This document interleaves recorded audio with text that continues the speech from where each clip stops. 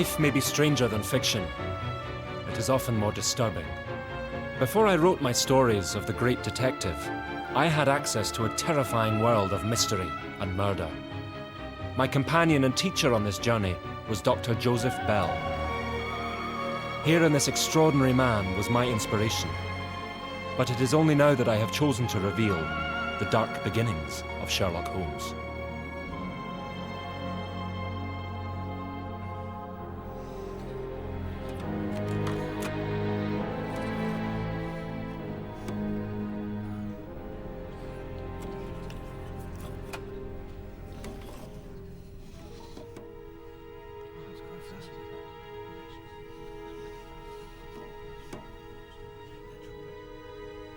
Behold it, ladies and gentlemen.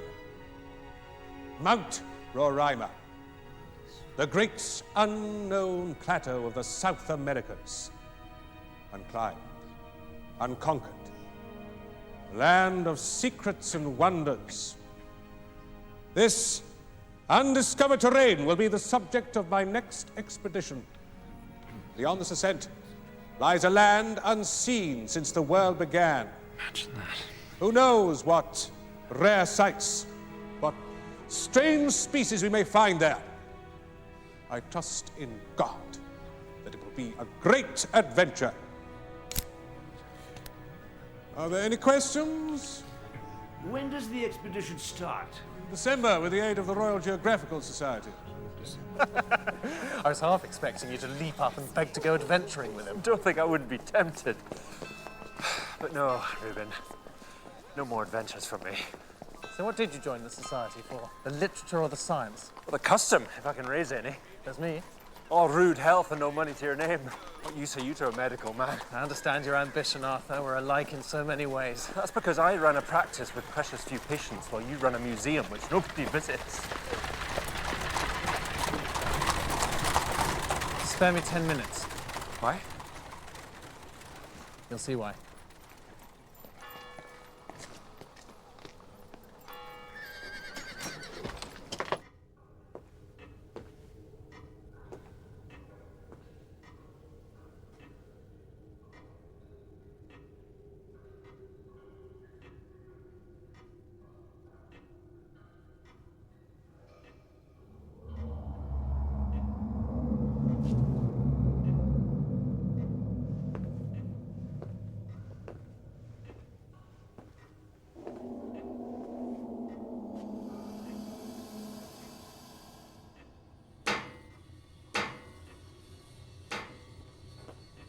Arthur, it's ready.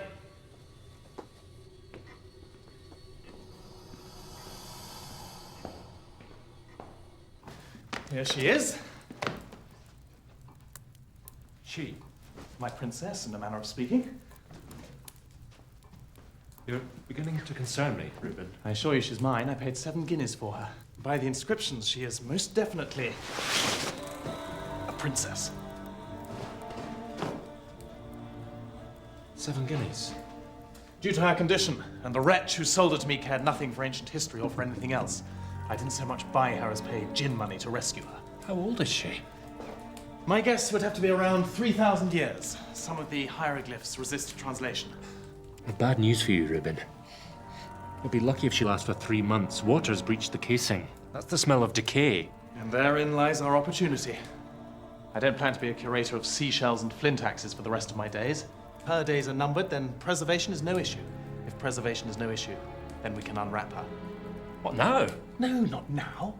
At a public event, before an invited audience. I see mainly academics, some press, some dignitaries. A tasteful display, but still a sensational one. Not just an unwrapping, but an anatomy lesson.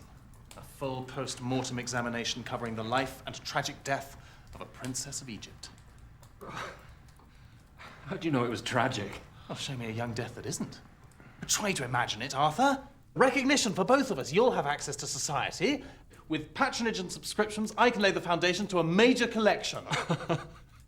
Dr. Doyle strode up to the podium and after gripping it and sweating for 20 minutes, commenced to stammer in a most enlightening fashion. No, no. Don't mock me, Arthur. I have a most serious purpose in this. My mother, my sister, I do it for them.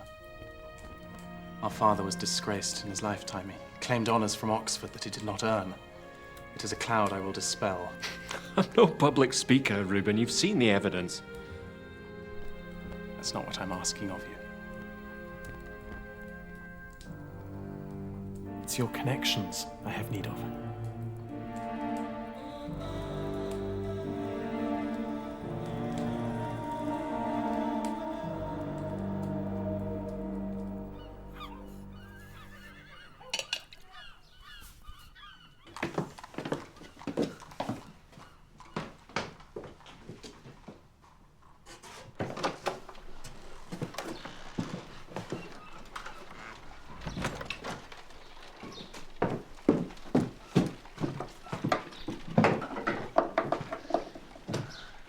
Good morning, madam.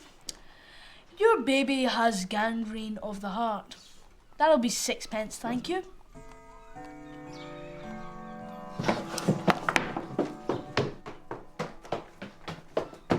After 9 o'clock!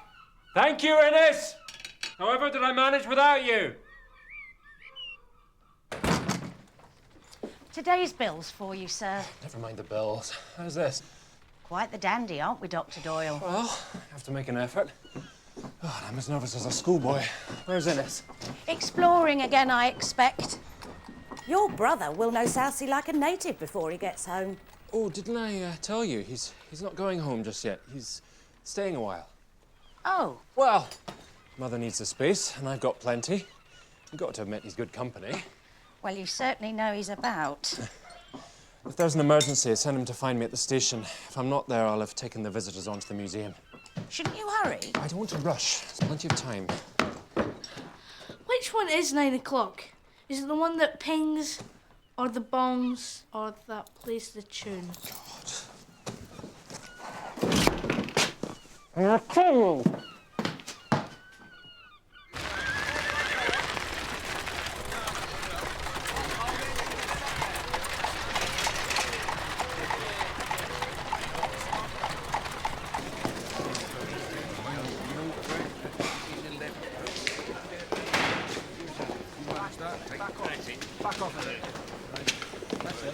Where's Mr. Proctor? He's upstairs with his mummy. Is there any sign of two gentlemen from the station?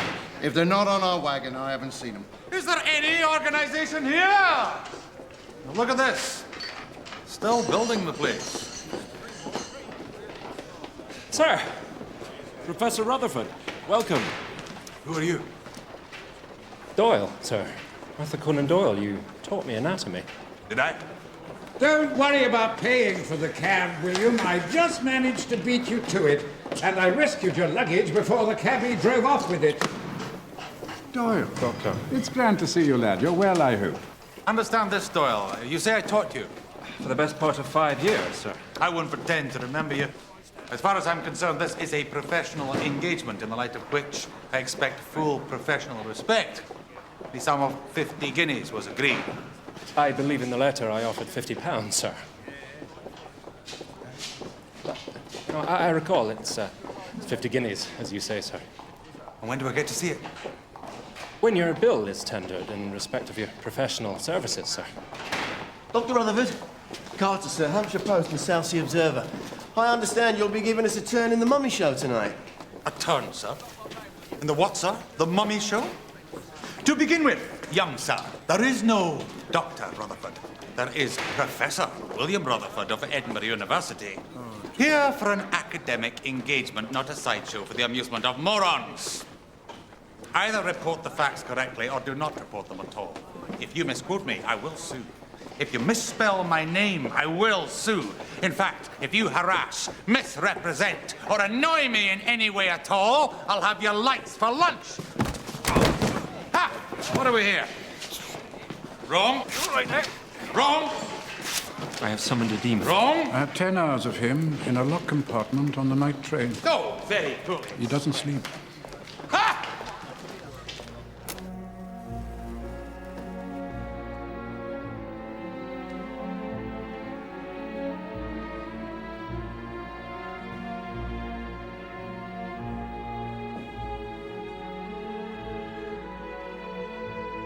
public awaits.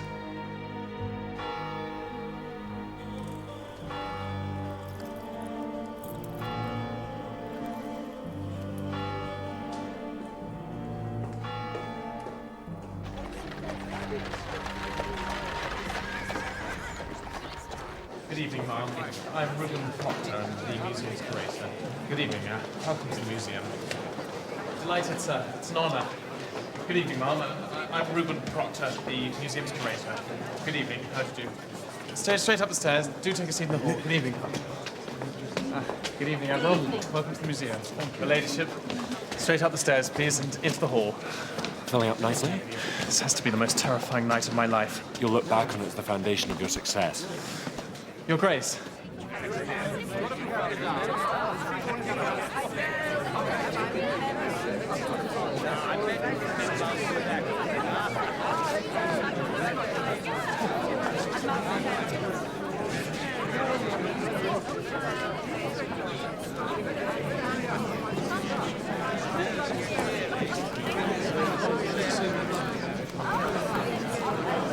And furthermore, yes?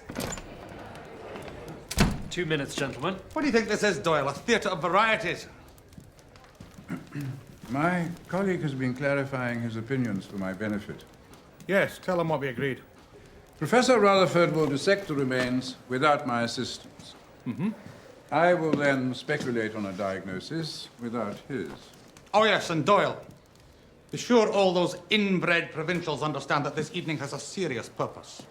We are not here to entertain. If I see any people enjoying themselves, I shall, of course, expect them to be thrown out. Grapes, oranges, pickled whelks. Ladies and gentlemen, welcome one and all. Before I introduce our distinguished professors, I have here a telegram from the great Egyptologist Sir Flinders Petrie, who thanks us for his invitation, but regrets he cannot join us tonight, engaged as he is in a major excavation at Tarnis. Signed by his secretary. Let me now tell you what I can about our subject, which is precious little, I'm afraid, as the only evidence is in these hieroglyphs, and many of them are variations on those forms that present scholarship can recognize. It's my belief that our subject was a high-born female who died in her 23rd year. The circumstances of her life are unknown to us, as is the cause of her death. We hope to shed a little light on both in the course of the evening. It's my privilege to present Professor William Rutherford.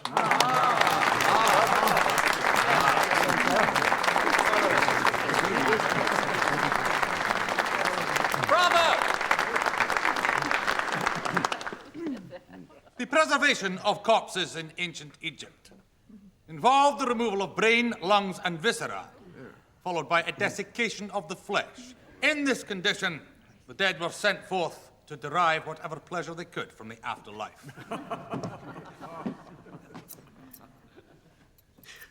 This body has been wrapped in linen. The linen has then been soaked to form a hard shell. The steak would have been further protected by a mummy case or sarcophagus, in the absence of which the condition of this specimen is poor. Very poor indeed. It has, however, retained its integrity for 3 millennia.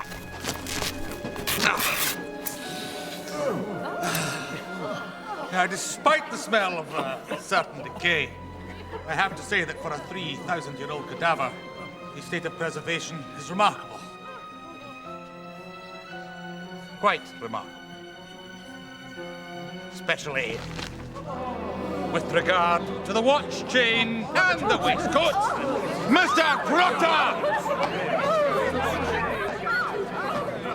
I shall not withdraw to my unremarkable and noticeably inexpensive hotel. I shall take the first train to London, where for the rest of the week I may be contacted at my club. They'll send you the bill.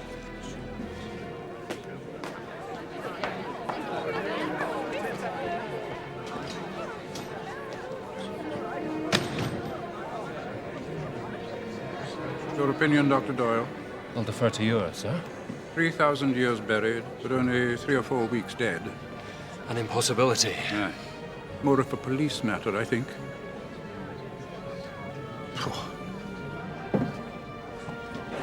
No one is to leave here without giving a statement. Yes, sir.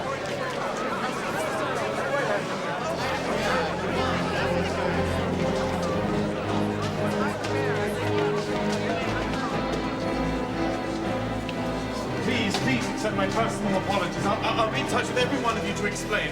I can't think how this could have happened. Please cooperate with the officers. Control yourself. It's a disaster. Nothing here was your fault. Stop feeling responsible. Well, if not me, then who? You brought a murder to light. When all this blows over, it'll be seen as a public service. Believe what you like. I'm finished in Southsea. For God's sake, there's more to the world than Southsea. Mr. Proctor, speaking as someone that has often been gypped by the sellers of antiquities, may I say that I sympathize? You are, sir? Hayward Donovan. I got in on the invitation of the bishop. I have to tell you, sir, that I found this a far more entertaining evening than I anticipated. For a fair few moments, I feared we'd be obliged to learn something. I doubt whether you'll get many subscribers out of the occasion, and yet I hear that you've run up a fair few expenses. All debts will be properly settled, sir. Not by wishful thinking, they won't. May I express my sympathies in a more practical way? Come out to my house in the morning, and I will give you a note from my bank. Unless Canadian patronage isn't good enough for an English museum. I don't mean to be rude. It's been a difficult day. I thank you, sir.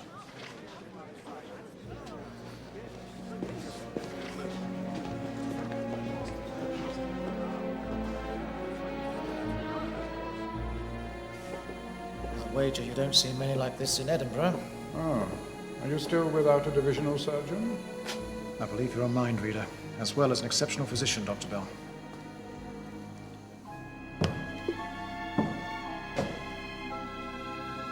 Right. I want the body drawn up in this sheet and removed to the mortuary. No part of it is to be interfered with. No sightseers, no seekers after souvenirs. Put a man on guard on the door all night if you have to. Should we remove the wrappings? Do not touch them. I will remove them at post-mortem. That's a relief.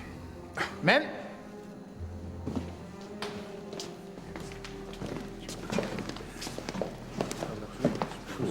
So, I take you've offered your services. Only to finish the task I came down to do.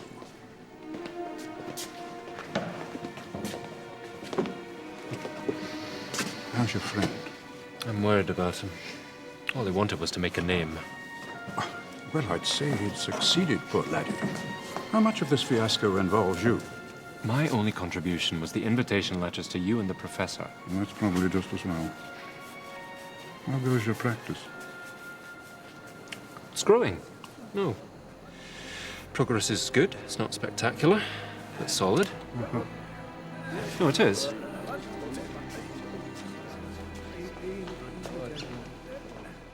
Forgive an old friend's concern for your welfare, but I observe that you've been obliged to borrow that suit. It's father's. Of course. I'm very sorry. I should have realized. I won't say it's not a precarious living, but it does improve. You must believe me when I tell you I command the respect of this town's quality.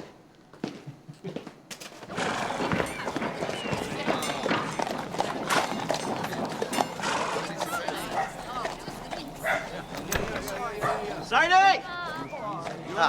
Nobody come in. The good doctor here says I've got to drop me kicksters. Not so many tickets for that. Right. It won't take long. Swallowed a sovereign once. Ask yours if you find it. Aye, aye, Admiral. Ships on the horizon. Do you know what hemorrhoids are? No. Well, you've got them. Oh. Thank you, Doctor. Without an educated man to guide me, I'd have carried on thinking it was the piles. As soon as we're ready, we're back on the road. I'm itching for it, I can tell you. Always the same with winter quarters. Everybody loves show people. Nobody wants them for a neighbour. Do you own every one of these? I don't own them, I made a gift of them. Started in the business as a low comedian. When I got married, my dad set me up with my own ghost show. Saved my money and put it into the portables. Now I do the same for my own. How's it going, Uncle Walter?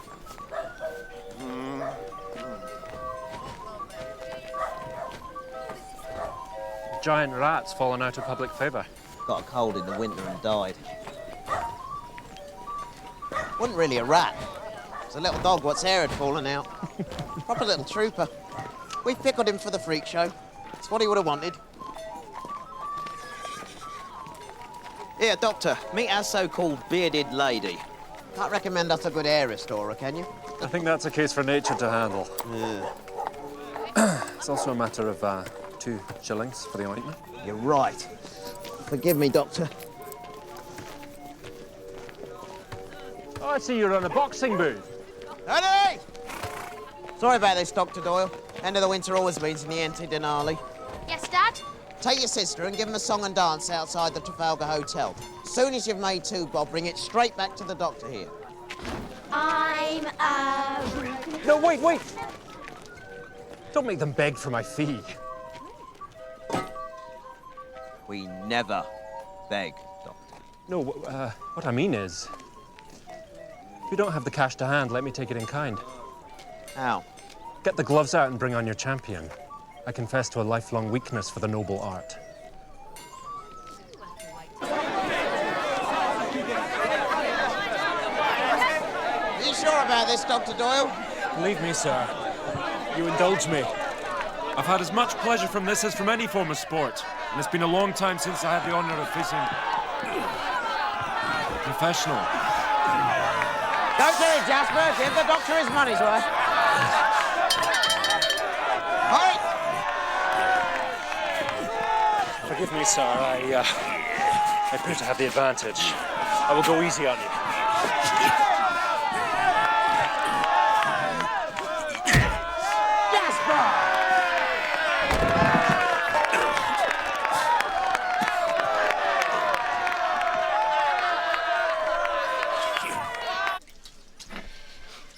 You're a gamer, Doctor, I'll give you that. Too game for my own good, sometimes.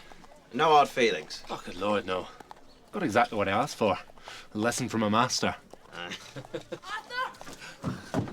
Who's this, then? It's my brother, Innes, down from Edinburgh to keep me company. This game. Won't you join in the show, young Innes? We're in need of a new strong man. No. How about knife thrower's assistant? Gypsy Bob gets through a lot of those. No.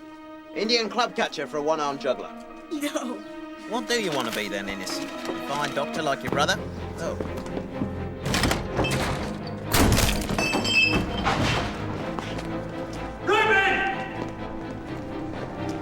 Reuben!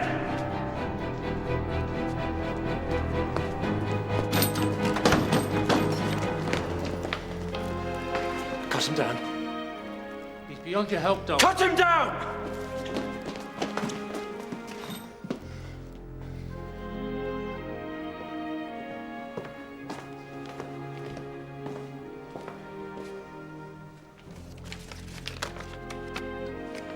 It's a suicide note. I knew I'd get it too late to be of help. Did not wish to be discovered by strangers. I'll inform the coroner.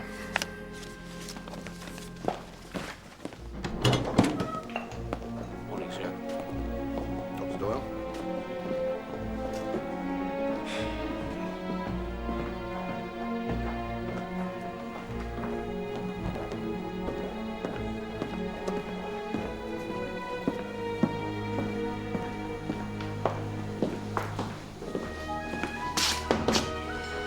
To sign off the death certificate for Reuben Proctor. Certainly, Doctor.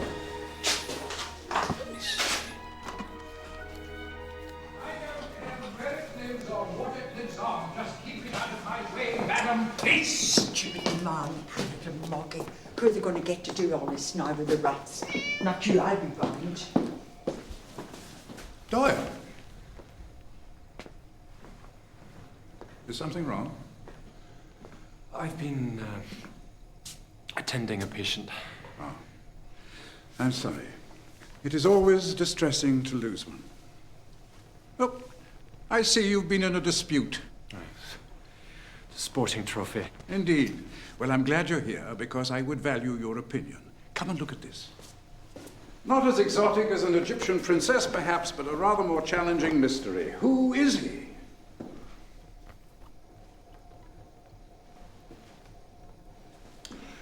So no identification. It has been removed, and the clothing labels have been cut off, and in a hurry. So the watch chain is broken. And the watch itself is missing, thus depriving us of any marks or inscriptions that might have been of help. Any further views? He was about 45 years of age. Agreed. And a right-handed stonemason. Look at his left hand. You see how the thumb is calloused, and then on the ball of the palm there is a patch of thick skin. That is the hand that braced the chisel. And if our conclusions are correct, there should be traces of stone dust under the fingernails. Yes, here it is. Now, how long dead would you estimate?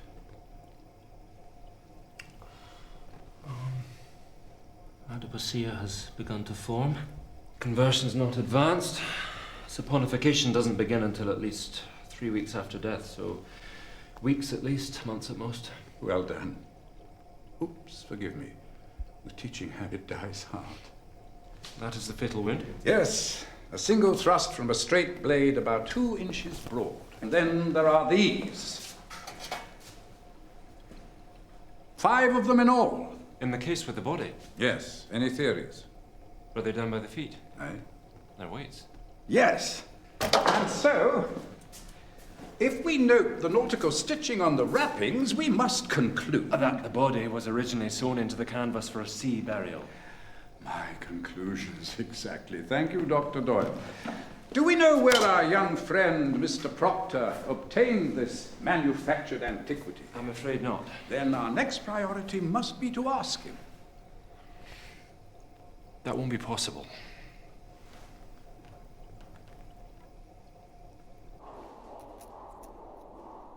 What about his things, Doctor?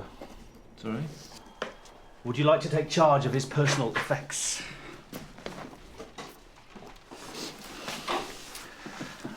I wouldn't leave them here. When there's no immediate family around to make a fuss, you'd be surprised how things can travel. You know what I mean. Right.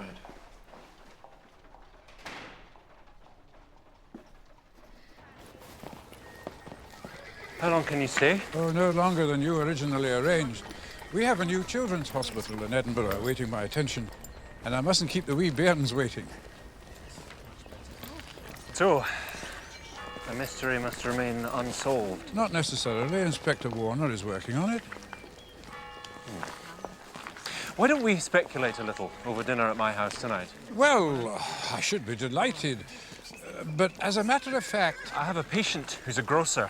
He pays me in goods. So each time he has a seizure, we dine rather well. And on a practical note, with Reuben gone, I cannot say how your expenses can be guaranteed. I realize that. And as I was about to say, I cancelled the hotel reservation this morning, and I had all my bags sent round to your house.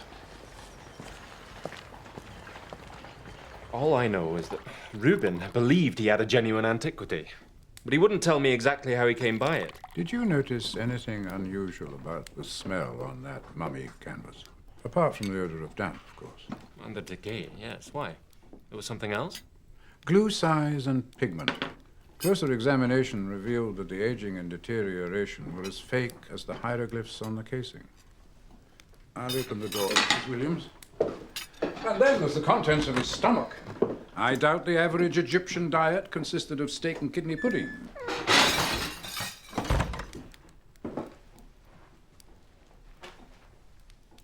Aye.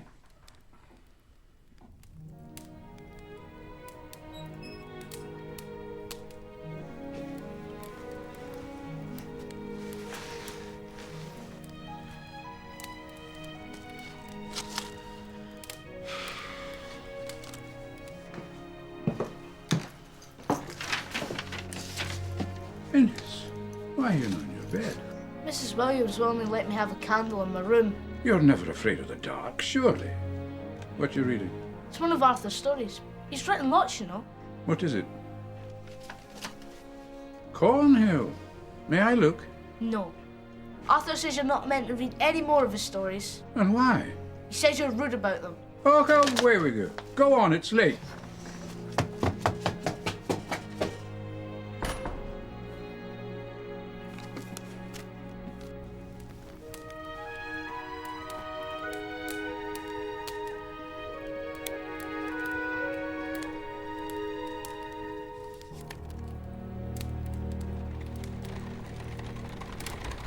This is ridiculous, man.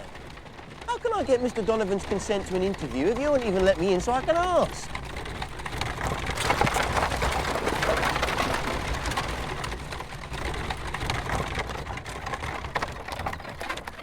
Dr. Doyle, here to see Mr. Donovan on a matter concerning the museum. Dr. Doyle, can you put in a word for me?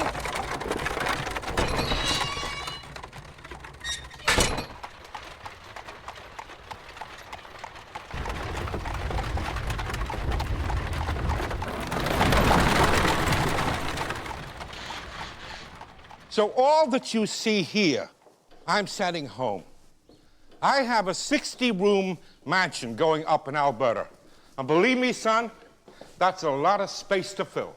And a lot of time spent in sale rooms. I have a seat with my name on it in every one of them. I asked for a big house close to the middle of London. And my agent fixed me up with this. On the map, it'll look like that far away. Still, it has its compensations. Better value for money. Money's no object these days, son. I come from 3 generations of Donovans who starved on land that finally became rich in 2 things: coal and dinosaur bones. I got a lot of poverty to make up for, that's for sure. We're here on a year's visit, so my daughter can do society and I can furnish the family home. You noticed my daughter? Couldn't fail to, sir. She has that effect, just like her mother. May I ask her name? It's Gladys. It means mistress of the land. I thought it was Irish when I gave it to her. It turns out to be Welsh. Well, I suppose on the map it looks like that far away. Let's do some business. I was sorry to hear about your friend. I know he had his embarrassment, but there was no need to take his own life over it. If he'd given himself time for reflection, I'm sure he'd agree with you. Do you have some news on that so-called Egyptian princess? Dr. Bell has deduced that he was a right-handed stonemason whose last meal was a steak and kidney pie, and that the killer had murdered him with some kind of a wide-bladed implement, like a knife or a sword or a scythe, and that the killer had gone to some trouble to conceal the victim's identity. Oh. My bank will take care of this draft. I noticed that there's no provision included for yourself. Why would I seek to profit? Oh, don't misunderstand me. I respect the fact. I mean, you are protecting your friend's honor for no personal reward. Do you know what a rarity that makes you? I believe anybody would do the same. Let me see if I can make this visit worth your while, eh? Sometimes I feel as though I can't turn around in this country without someone trying to rob, cheat, or take advantage of me. I mean, you are a breath of fresh air, Dr. Doyle. Where are we going, sir? I have a patient for you. Michael! Yes, sir. Touch your chair or something and let the doctor take a look at that leg.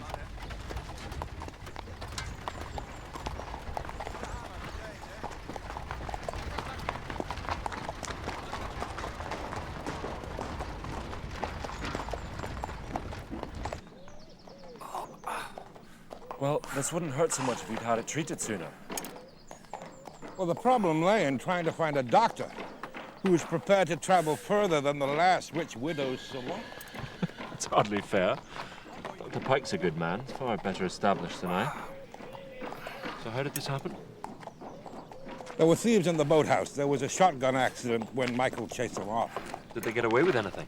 A wagon load of cheap stone urns and statues of no great value, which I'm sure they were convinced was some priceless treasure. We laughed about it, Michael.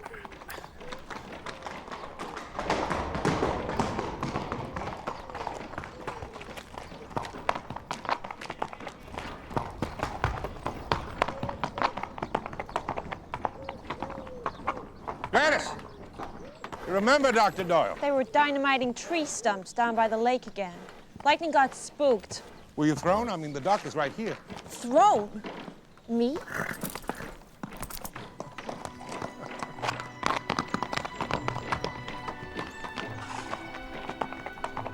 Don't worry, Dr. Doyle.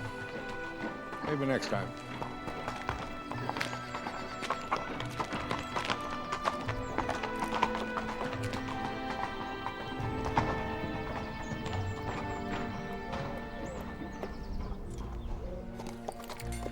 So, have someone call at my surgery this afternoon. I'll have some medicines ready. Thank you. I'm sorry I did not get to see your Dr. Bell in action. I expect he's gone home. No, still in Southsea. Oh. Well, then maybe we'll meet. You must both come for dinner. Your mistress got me hooked. I have to say that I have been sold a lot of things that weren't as old as they pretended to be, but not one of them was a dead body.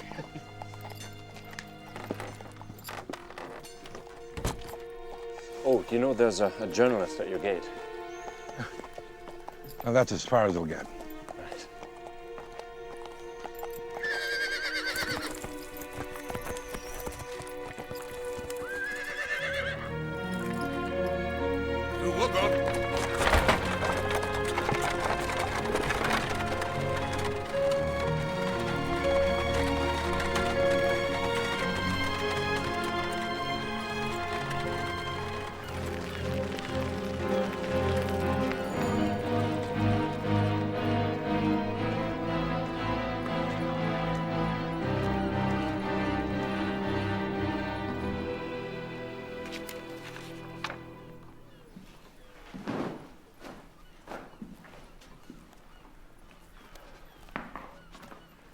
I suppose you could say he lived over the shop. Come and look at this. It's a note of receipt for the mummy. From whom? It doesn't say. There's no signature, only a mark. A mark I've seen before. There's one exactly like it on the wrappings of the mummy.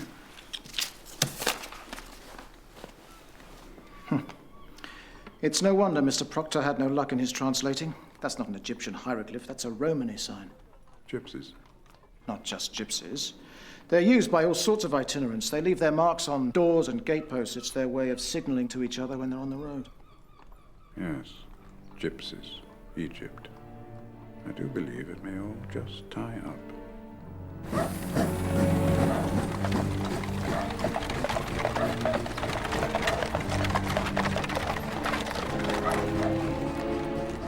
Let me warn you about these travelling people, Doctor. They can be as honest as the day is long, but you know how short the days are in winter. They have nothing to fear from me, nor I from them. Surely they'll cooperate in a police matter. No more than they have to. Very well. I shall have to try alone. I can't recommend that, Dr. Bell.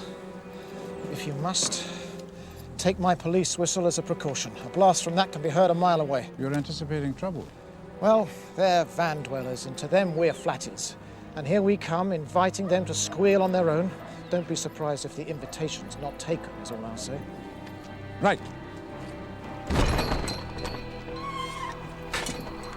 Oi! Invitation wasted, I'm afraid. By the way, can you get some of your men to check all the pawnbrokers for a recently pledged watch, possibly with a length of chain still attached? It's already being done.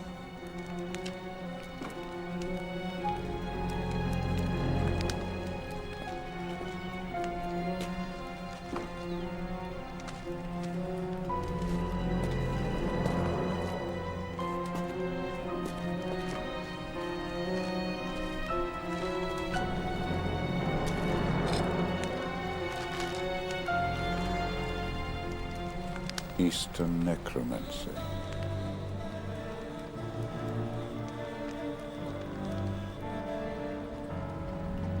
When I was a boy, my father took me to see John Henry Anderson. They called him the Great Wizard of the North. I thought that was Sir Walter Scott. Well, this was a professional magician. He put a young woman in a cabinet and ran a sword straight through it. You do know what Maskelyne's Magic Theatre in London is called? The Egyptian Hall. Could we be looking at the consequence of a failed illusion? It's a possible explanation, but not a complete one. If an illusion fails, it fails in public. The disaster is there for all to see.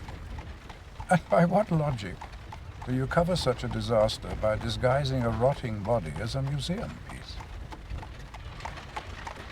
I can see the lights of the house. What's Donovan's full name? Haywood Donovan. And he wants to meet me. He admires your methods. Indeed. And you admire something else, I suppose.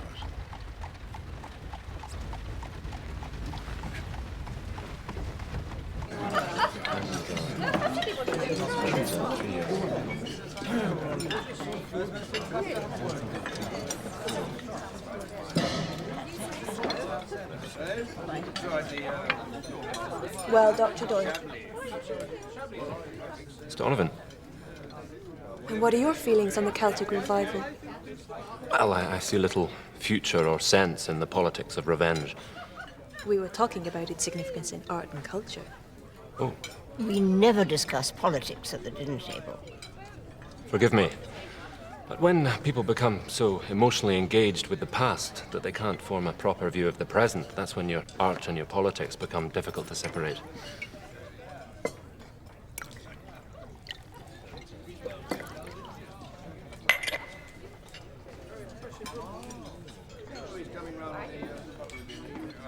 Excuse me, I just finished reading this.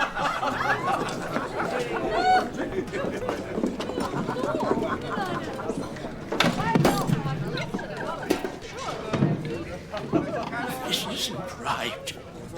Mr. Donovan, I can't think why you insist on quizzing me as if I were a detective. I assure you I'm not. I'm just fascinated by your methods, that's all. For a doctor, a method of observation and deduction is necessary for clinical diagnosis. I'm sorry, have I been rude? Please tell me if I have. No, not at all. Merely direct. A colonial trait. No offense taken? None. Oh dear. What troubles you, sir? The place setting. It's all wrong. It's all changed, sir. The family you served had to part with the house. You're my guest now. He was a chaplain to the people that lived here, but that was a long, long time ago.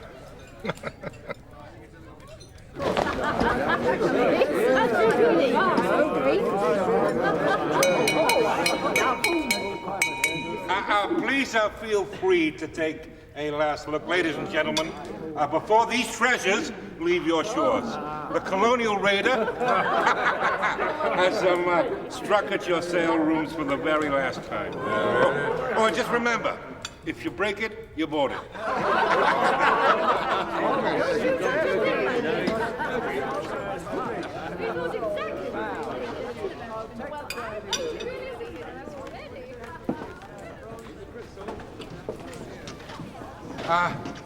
This will fit in right over the main fireplace. I measured it first to be sure. You don't like me, do you? You're too ready to be disliked. Never jump to conclusions. Is that one of the rules of the method? You must have a very big fireplace. It's big enough to walk into. And you know what the whole thing is made out of? No. Dinosaur bones. The whole valley is lousy with them. Now, I send out cartloads of relics to museums all over the world. And they send me back cartloads of money.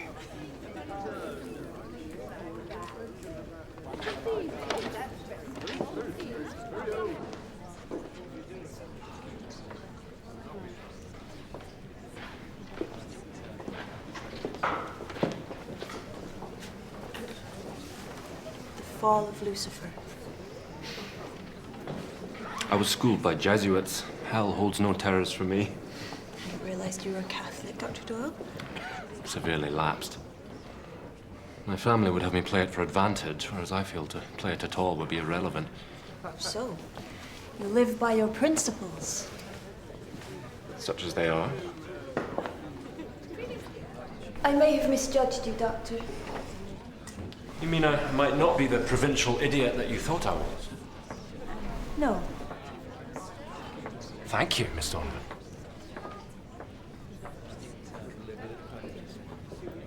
My brother appears to have left the party. Well, he did seem a little vague at the table. He's like a child these days. I'll have my men check the house.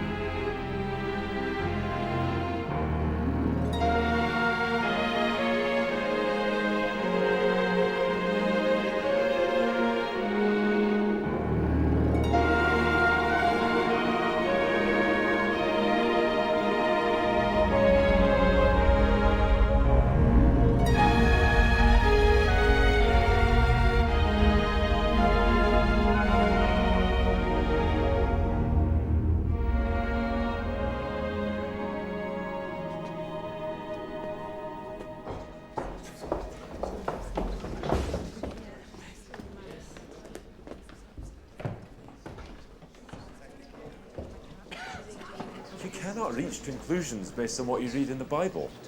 It's there in Holy Writ. It says an eye for an eye and a tooth for a tooth. If you're going to take the Bible literally, it becomes as dangerous as any other work of art. No man is justified in harming another on the grounds that worse happened between his ancestors. Well, thank God for a man that can give a decent argument.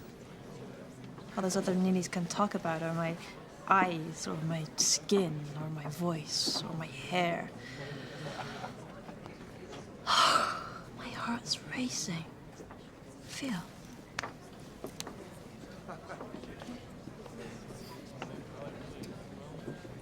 It's all right, isn't it? It's perfect. I mean, it's all right because you're a doctor.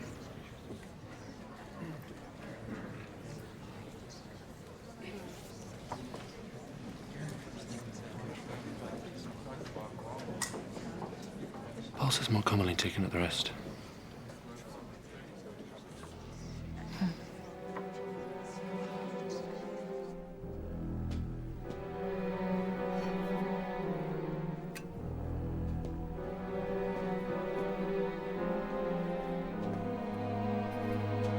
Coloured Bog. Coloured Bog? The fairy sword of Cuchulainn. Ah, yes, the great warrior king of the Celts. May I? This was his Excalibur, was it not?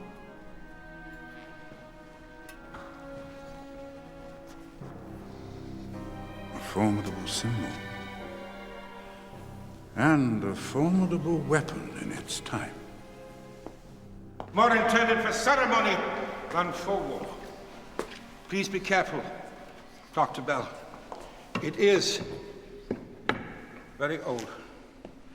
I hadn't realized there was a reserve collection as well as the main one, or that you had such a passionate interest in Celtic history. It is the land of my fathers. And yet here you are in England. What is so strange about that? I've heard it said that the average enemy is a sucking dog, and his feelings towards England as compared to a true bitter Irish American. Well, there you are. I'm not an American. No offense taken. No. My brother needs to go home. I think our evening is at an end. Such a pity. I was enjoying it so. I'll call carriages.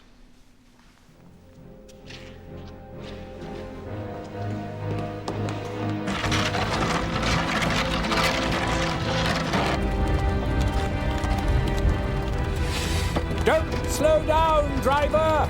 An extra guinea if you don't slow down! What's wrong, Doctor? The sword. It must be the sword.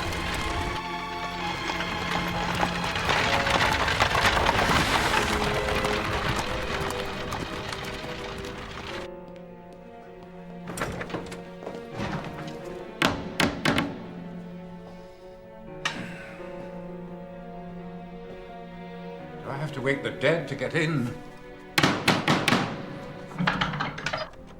Dr. Bell, sir. Quickly! Has anyone been in the water since I left? No, Doctor, of course not. No cats! No cleaning babies! Nobody! Doctor, why this haste? Sometimes, Doyle, it is not a matter of the detail, but the perspective from which one views the detail that is important. Our host tonight was not remotely interested in my method. He was merely trying to discover how much I might know. Why? And one must also ask why, given that he's obviously so passionate about Celtic mythology, he should be at such pains to disguise his enthusiasm. What of his household staff? Those men were not trained servants. No, not of the place settings of the service of anything to go by. Now, there may be a connection here, or there may be nothing of the kind. What we have here may be the consequence of a bizarre accident or a strange and savage ritual. But I wonder if what we are looking at is actually some kind of ceremonial execution.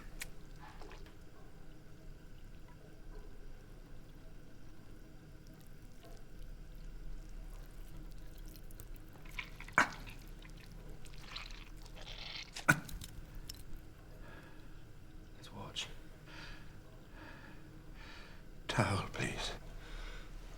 Not removed, but driven into the body cavity. Exactly.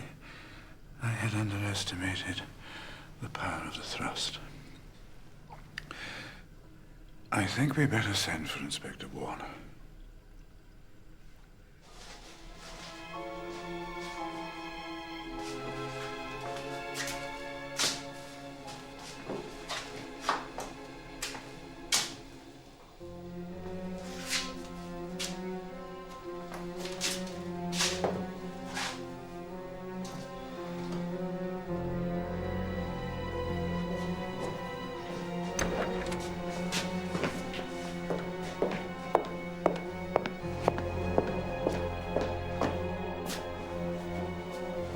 Look here. If you'll stop eating that pie and listen for a minute, I have an important job for you.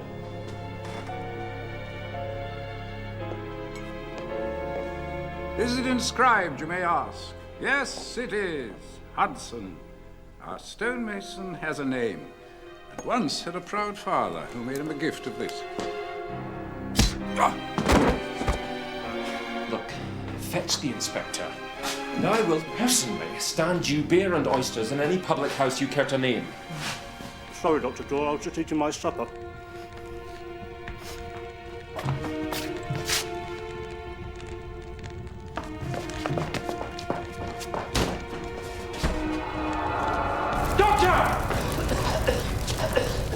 Dr. Bell! I have to move you, sir. Quickly, the trolley. Right, sir. Give me a hand. Quick, man.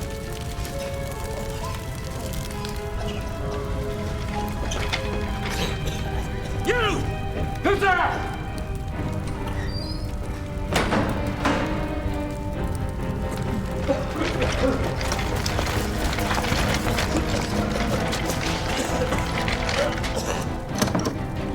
There's something holding it.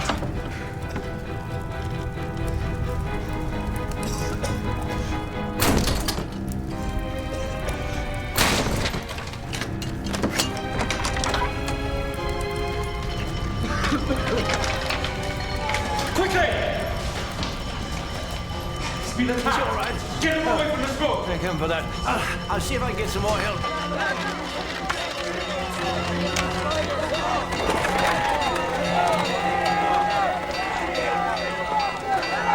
Sir, have you seen someone running? That way, sir.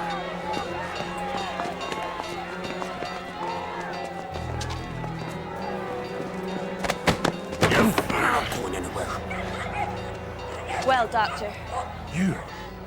Who are these men? Say hello to the rebel sons of Ireland. The Fenians. My God, you're a cell of terrorists. Into the coach. Oh.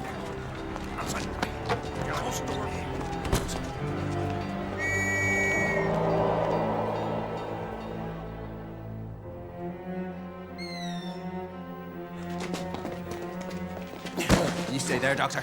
Mr. Donovan will be along to see you.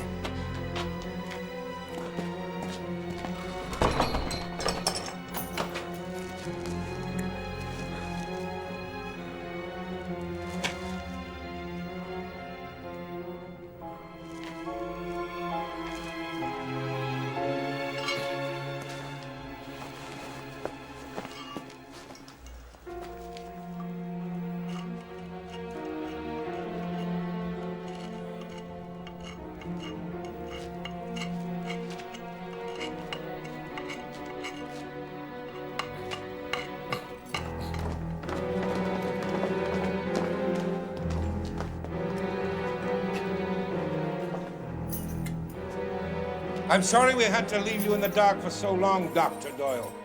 We'll have you on your way in just a moment.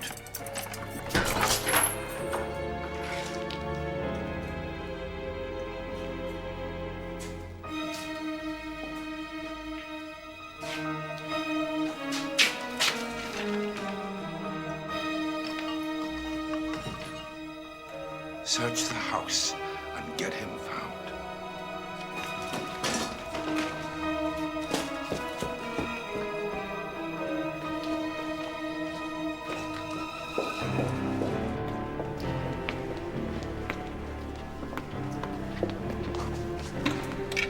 Francis, please.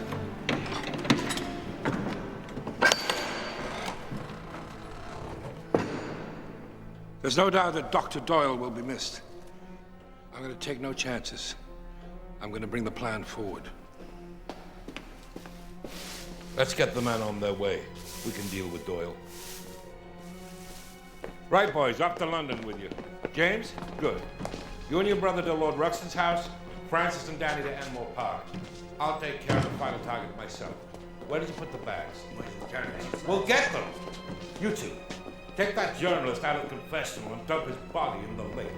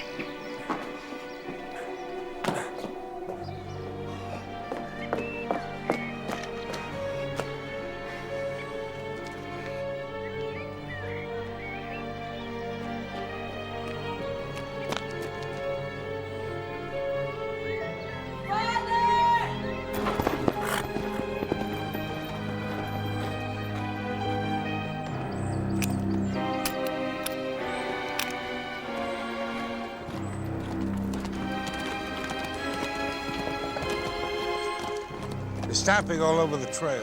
Which way? No swords or ceremonies for this one. Let's round him up and shoot him like a dog.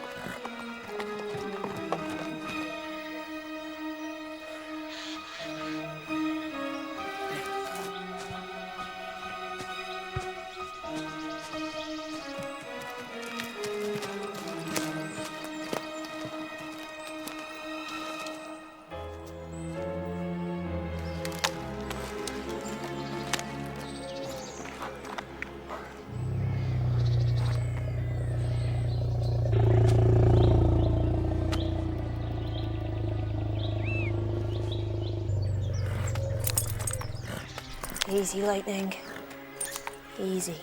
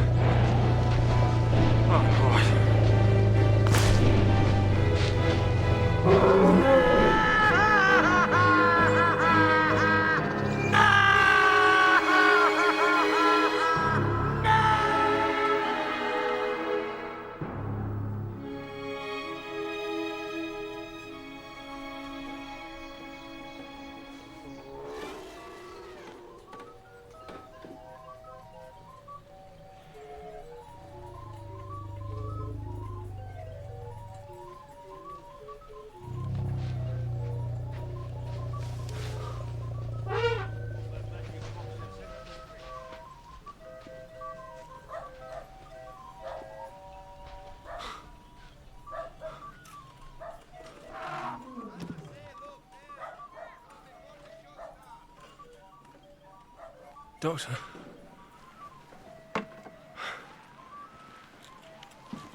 You're well. Oh, I shall live.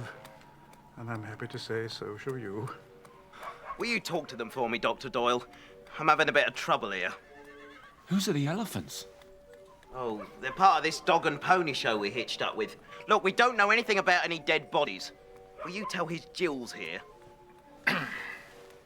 I think I can put most of it together. No. Before we proceed, I think we may require the presence of your scene painter. What is his name? Walter. Let him be sent for, please. Sir?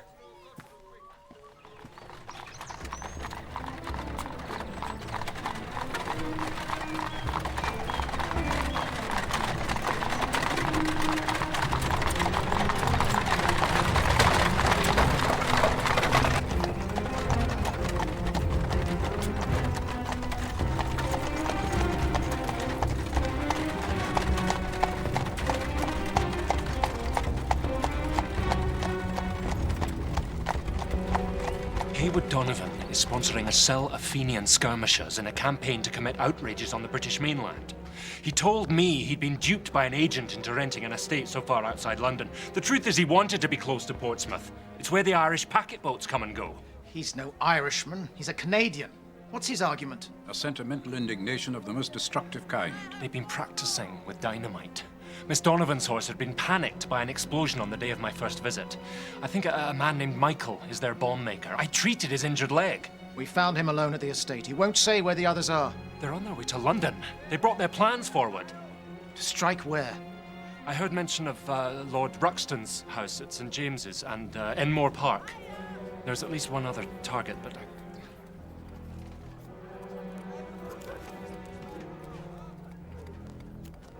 Did these bombs have clocks or normal fuses? I couldn't see. Is that significant? There was an attempted outrage at Victoria Station 3 months ago. The device had a clockwork fuse that failed to go off. The work of the same cell, perhaps? I know they've been making their plans for some time. I saw them about to put a body in the lake, prepared in exactly the same way as the murdered stonemason.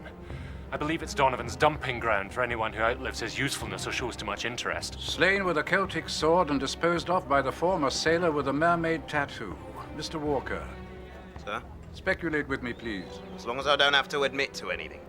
Donovan's man was treated for a shotgun accident. It happened while he was chasing robbers from the boathouse. The thieves got away with garden statues that they mistook for antiquities. I saw those, smashed up at the inn yard. But they mistook something else, did they not? One murdered stonemason in a canvas shroud made ready for disposal in the lake.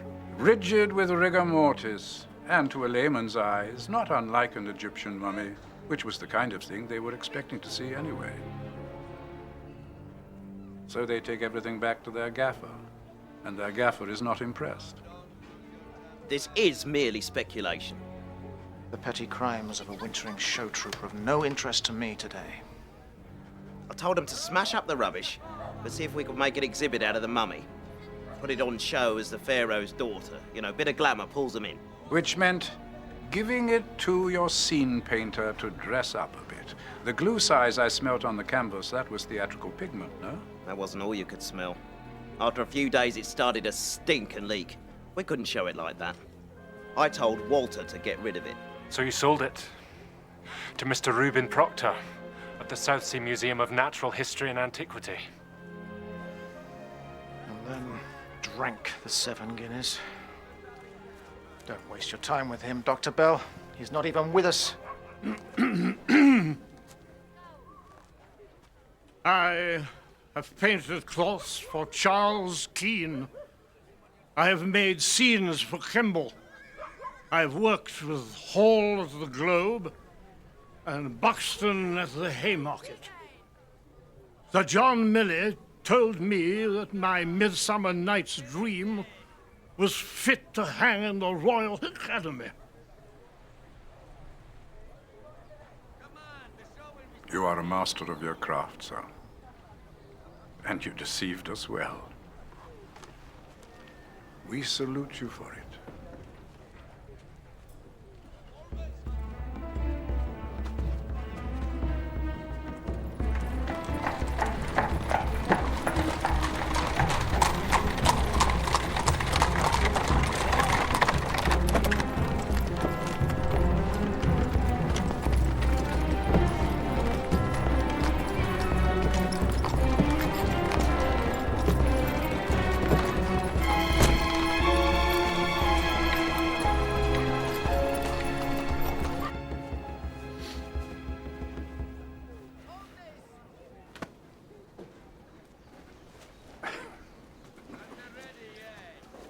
Well, put yourself in their place.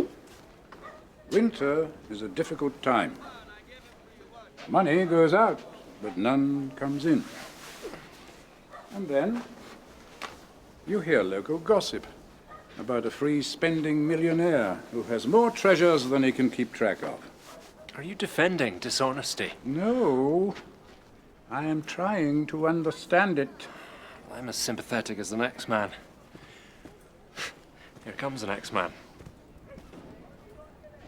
What? Inspector, have you done with us? We need to get back to town. I'm not done with you yet, gentlemen. I'm afraid we're too late to prevent the skirmishers from reaching London. Well, that is in the hands of the Metropolitan Police, surely. It is. But who's going to identify these men? There's only you and Dr. Doyle that'll know them on sight. What use is that? Here it's of no use at all. But I'm going to stop the next express train and put you on it. We're less than a mile from the main line. Can you do that? This is a national emergency, Doctor. I'll do whatever's called for.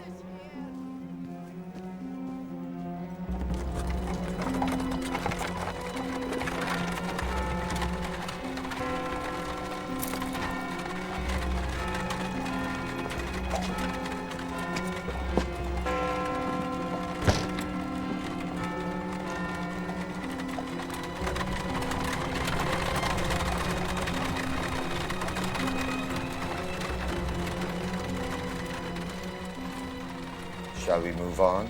In a moment. Enmore Park covers quite an area. I'm sorry, I can't be more precise. That's one of my men. I've got a whole division out there. All right.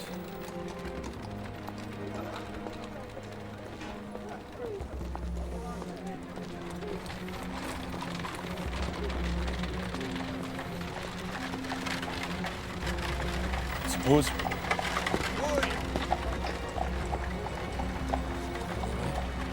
Recognize someone? Can't be sure.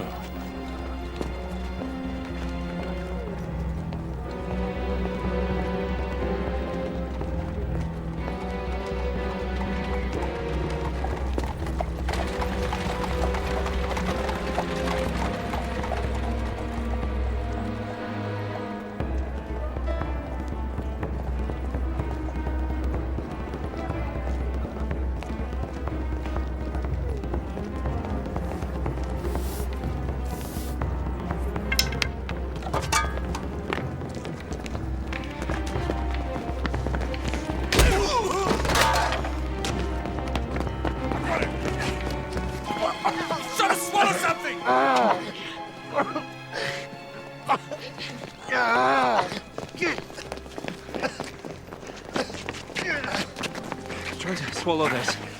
It's Lord Rochester's house. This address. Town and Country Club. Close off the streets. Sir. All right, then. Come on. Move back, gents. Come on now. Right, now.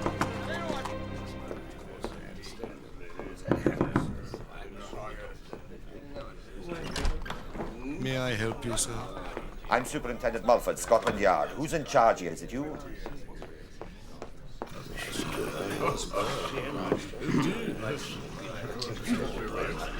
My apologies for disturbing your rest, gentlemen, but there is danger here. You must leave the building at once. Follow me, please, gentlemen. Straight to the front door, please, gentlemen. Keep coming. Towards the front door, please, gentlemen. Not please. another step, gentlemen.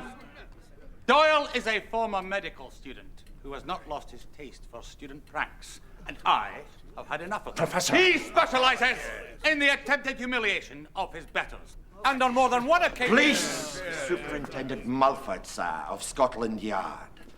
Let me assure you the danger is genuine, and you will all assist me by leaving the premises immediately. Immediately, gentlemen! Aye.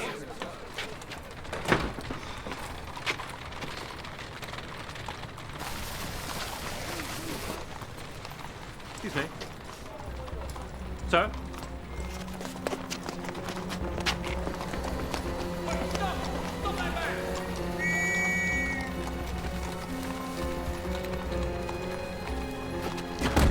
We've had trouble like this in leaf thugs in Marshall Hall. No! What the devil are you doing? You're not in here! The bomb's in the pillar box!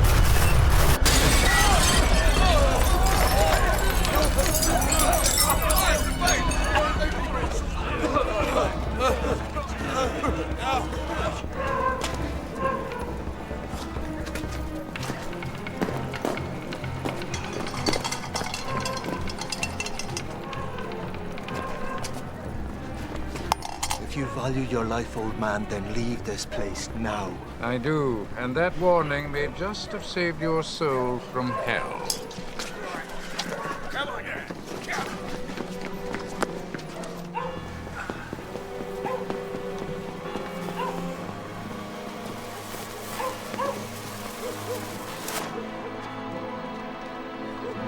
Safe! George. So, they reverted to ordinary fuses when their clockwork timers failed. Clockwork fuses don't make smoke. No. But caused everyone to be sent out into the street. Imagine the mayhem that would have followed. The night's not over yet. There's one more target still. Let Mulford do his job. We have done all we can.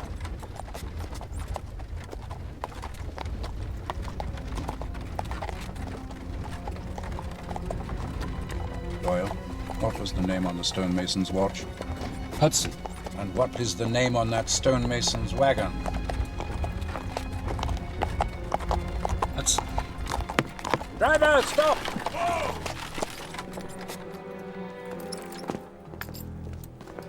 Tell the superintendent we found the third target. Very good, sir.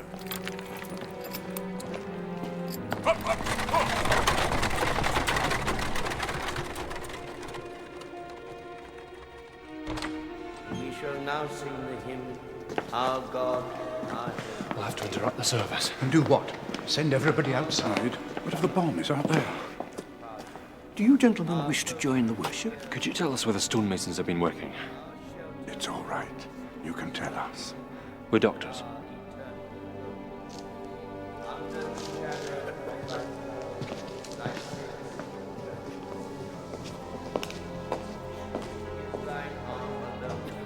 And our defense is sure. Before the hills in order stood, or earth received her frame, from everlasting thou art God, to endless years the same. Please stand.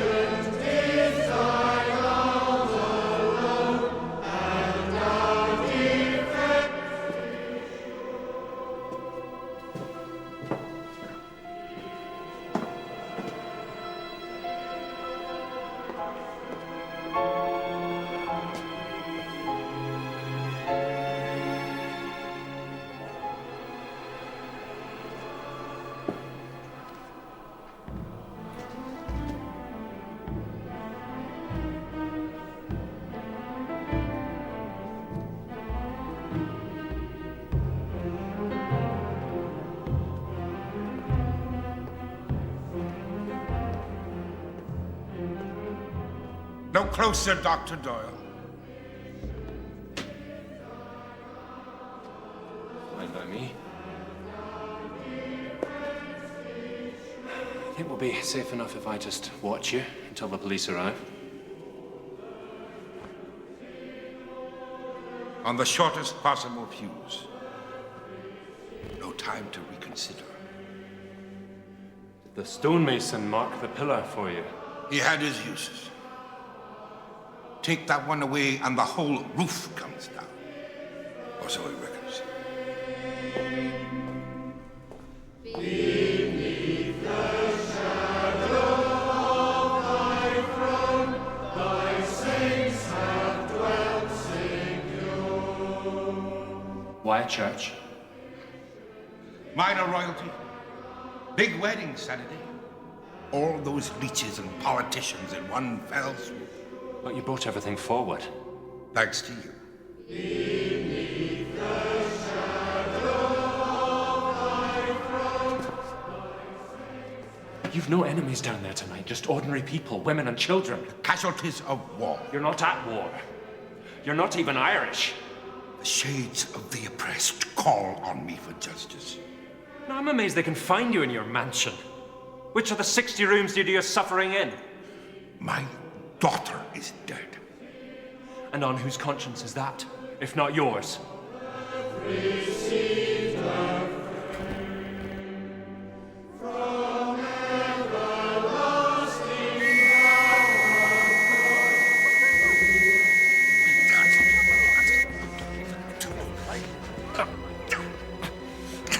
Pardon me, sir, for being so unsporting, but I think you set the precedent tonight.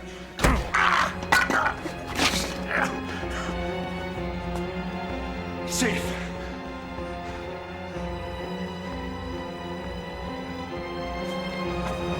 Mr. Donovan! No!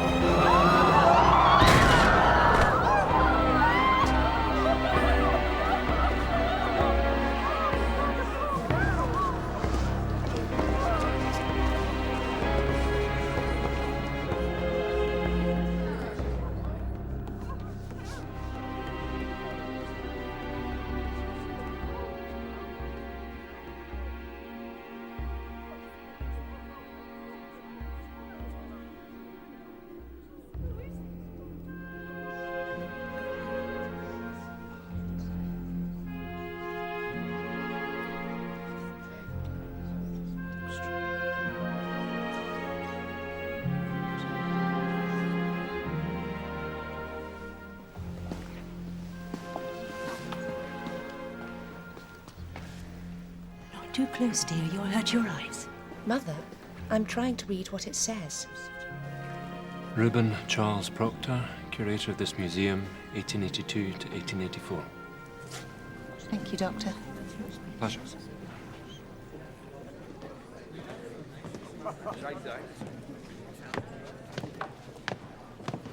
Innes, why are you cowering here like a wee, sleek, timorous beastie?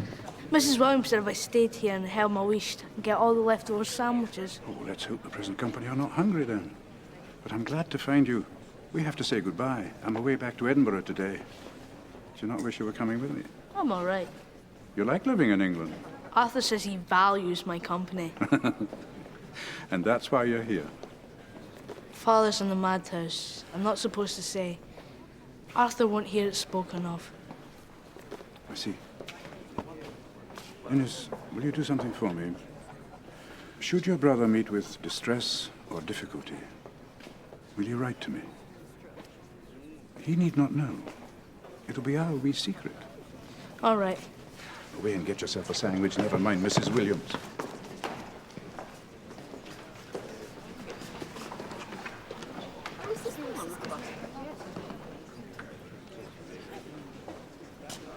Who is the artist? Walter Ward, madam. A neglected master. Although his Midsummer Night's Dream was deemed worthy of the Royal Academy.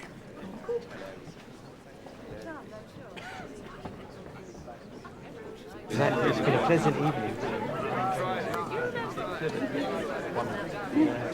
Food is lovely as always.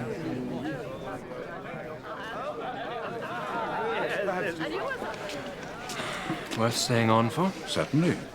Oh, I understand that part of the Haywood Donovan collection is to be confiscated and donated to the museum in your late friend's name. Reuben's sister's a handsome woman, is she not? Oh, Giles. What? I despair of you. No, I mean as a work of art in herself. Ah, save your artfulness for your stories. I must go. I have a train to catch. Don't bother to come and see me off. Take care of yourself. until you find someone else who will. Until the next time. Whenever that may be. Sooner than you think.